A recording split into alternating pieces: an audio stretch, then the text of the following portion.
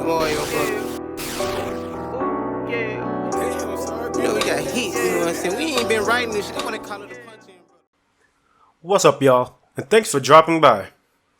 So I'm back with another Shonen Power System video. So I asked you guys on Twitter what Shonen Power System I should work on next, and Zatch Bell won the poll. Zatch Bell is raw, so I'm hyped to be working on this one. Zatch Bell's power system is simply magic, but what is really being focused on is how that magic is drawn out. The magic is drawn out with the help of spellbooks. These aspects are similar to Black Clover's power system, and actually I would say that Zatch Bell's power system is like the bigger brother to Black Clover's, only because they are similar at their core. Zatch Bell, however, puts more emphasis on a different aspect, and that aspect is emotion. So the series focuses on a magical race of beings called Momotos. The term Momoto is really just a translation of the term Momono, which means demon or apparition in Japanese. Demons are a critical focus in Japanese folklore. It's kind of hard for me to believe the Japanese folk back then were really hysterical. They really didn't have the vocabulary to explain the wacky shit they saw. But the concept of demons themselves are really common in anime. Their designs and powers vary across each series, but they don't compare to how bizarre Zatch Bell depicts them.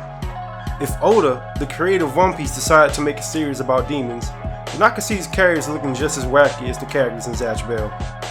Diving deeper into the action reveals a well-established power system that has enough info to be taught as a college course. So let's dive straight in.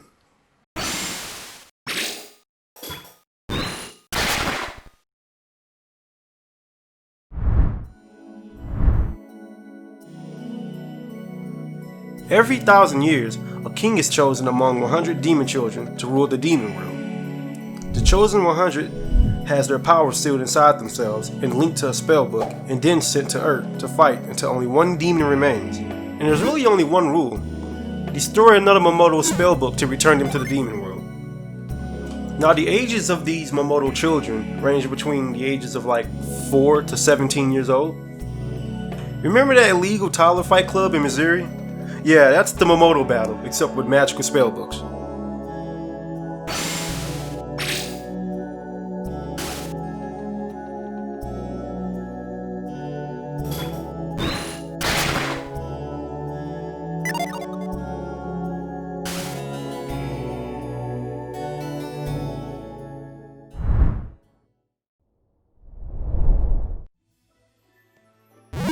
When sent to the human world, the Momotos must find a human partner, but only one human is destined to read their spellbooks. To anyone else that tries to read the spellbook, it'll just look like a foreign language. The Momotos don't need spellbooks to use their powers in their own world. Main character Zatch Bell couldn't use any techniques or spells in his own world, so he's basically known as the weakest. What they don't know is that Kyo, Zatch's human partner, can come up with well thought out strategies with just quick observations that allows him to draw out Zatch's fullest potential. In reality, we as humans actually do have the ability to draw out each other's potential in different ways.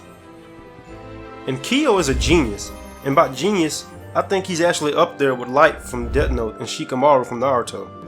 When Kyo accidentally recites one of Zatch's spells, he realizes that the red spellbook is the key to unlocking the secrets of the power system.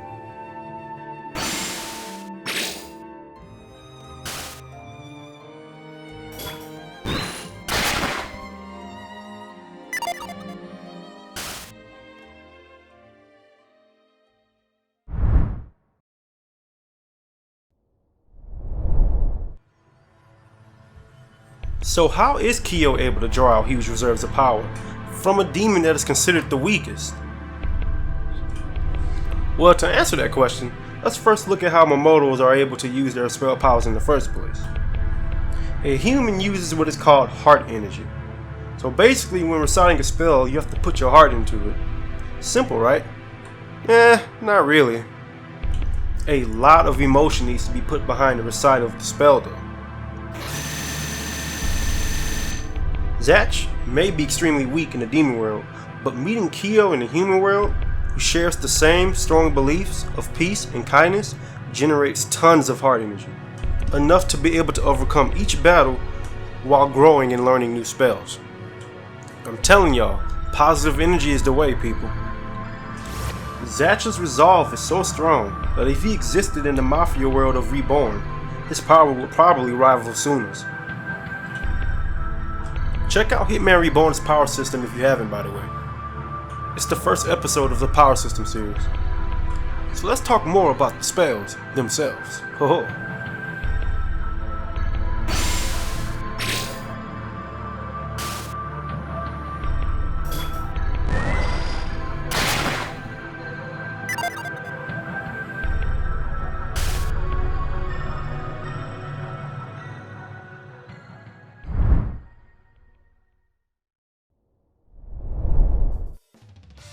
The spells vary greatly among the 100 Mamoto, and there are a lot of them. Zatch himself obtains over a dozen in the manga. There are a couple of ways a Mamoto and its partner can learn new spells. The usual way is pretty much training to survive battles and growing with each victory, essentially leveling up. The second method is a strong desire to overcome a specific situation, and being granted a power just to overcome that specific situation. Sounds familiar, right? Black Clover, one of the new generation shonen, does this too. And it's not like Black Clover stole this concept, but rather it's a concept that multiple shonen mangaka want to teach. But these days, anime fans will call that an ass pull. But they only say that because they truly don't understand how emotions can fuel a power system, especially power systems that run off of spiritual energy like magic. Let's go into more detail about the spells. So the spells are split up into many different elements and categories that vary amongst the Mamoto. There are ones who use common elements like Raycom, who uses ice, Penny, who uses water, Zeno and Zatch with the lightning, the infamous Brago with gravity spells, and that really cool wind Mamoto who turned out to be filler. I really liked Hyde. Then there are other special elements like Bari's vortexes, Ponygon's armor, and Lila's moon spells. The huge variety of elemental spells are divided even further into categories, and there are 6 of them. Attack spells are the most common, since they are needed to burn a Mamoto's spellbook. The more heart energy poured into an attack, the stronger the spell, and the more attack spells are learned, the more powerful they become. Each attack spell learned is more powerful than the previous one. Defense spells focuses on blocking attack spells, obviously. Some of them have secondary effects, such as reflecting spells, like Zatch's Shield, which not only reflects the attack back, but gives it an electric charge. Assist spells involve self-strengthening or the strengthening of other Mamoto, usually in the form of power-ups or recovery. They usually only affect one target at a time. Immobilization spells center around halting the movements of others. Brago's gravity spells focuses heavily on immobilization. I mean, he's Brago, what are you gonna do? You can't fuck with Brago. Transformation spells changes the form of a Mamoto. Similar to assist spells, since the transformations can sometimes provide a power-up with additional abilities. The last category are illusion spells, and they're used for tricking opponents.